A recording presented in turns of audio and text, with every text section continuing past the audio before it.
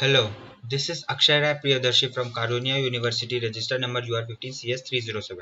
I'm doing this video to explain you about my sixth experiment in my data structures lab, which was about implementation of linear search and binary search.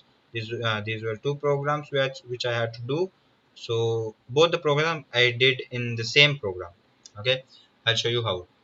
First, we are creating a linear search function and then a binary search function. In linear search, uh, the code is something like this. A linear search is nothing, but the when while we are searching, the key is compared to each and every element starting from the first till the last, and then if it's found, then the position is shown. Otherwise, the position it will show as not found.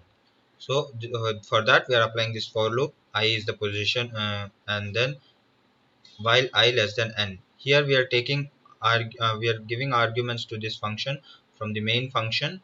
N represents the size of the array and a represents the array from the main, and also the key which will put in the main function. So this n will declare the size, maximum size, so that is why it is the maximum size here, and then this for loop will run from position 0 till size minus 1. Okay, so because the array position starts from 0, and hence if we put position I mean size 5, that means it will be 0 1 2 3 4. So that is why 1 less than n and I plus plus. And then if we found the key in the array, then it will the position I will be given, otherwise no, won't be given. And in the binary search, it's different from the linear search. Binary search, what it does, it first divides the array into two. It needs a sorted array, and then it will divide the array into two parts. uh, the one will be less than the middle one, and one all the elements of second part will be greater than the middle one. So here L represents the low part and R represents the high, which is n minus 1, that is end position minus 1. And then M represents L plus R by 2, which will give the middle element of the array. If it is in decimals like zero point 0.5 or something, then it will only take the integer value as it is int. So if it is 2.5, then it will take the second position and not 2.5. There is no 2.5 in the array, you know that, right? So now there are three situations. If we find it in the middle, then we'll display the middle. Otherwise, if the element which is greater than the middle part of the array, then it will be in the right side of the uh, divided middle part. So we'll find it in the middle part, and this low part will become L plus 1, and hence the position when we have found, it will give the position over here. Otherwise, if the key is, sorry, yeah, a of m greater than key. So if the key is less than this middle part, then the compiler will find compare with the elements at the left side. Otherwise, it will show not found if there is no match for the key. Now in the main function, we are declaring n as the size of the array, then key for what we have to find, an option like OP for options in the switch case, and C is for asking whether we want to continue or not. Then enter the size of the array, we'll enter here, and which will be stored in this.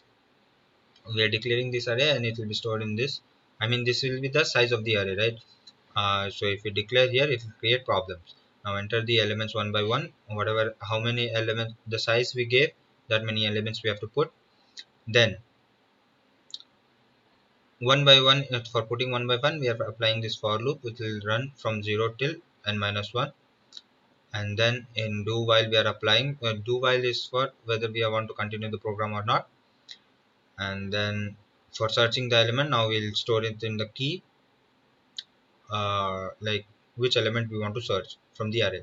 And then I'm giving these two options, linear search and binary search. I showed you in the question that we had to do two programs. One is linear search and one is binary search. So these two programs I can do here.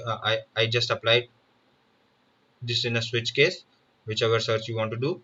Linear search comparatively take more time than binary search if it is a big array or a long list or a big long size of the array.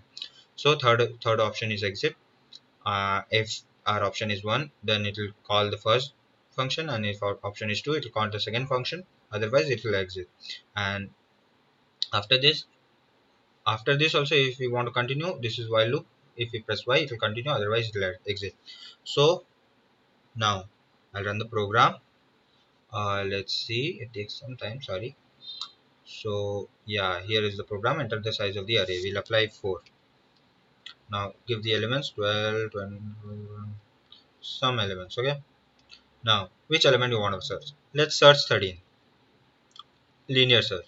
So the element is 0 1 2. So element is at the position 2.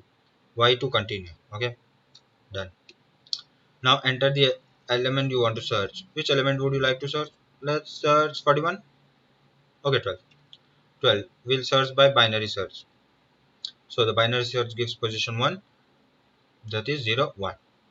So this declares that my program is correct. Hereby I end my program. Thank you.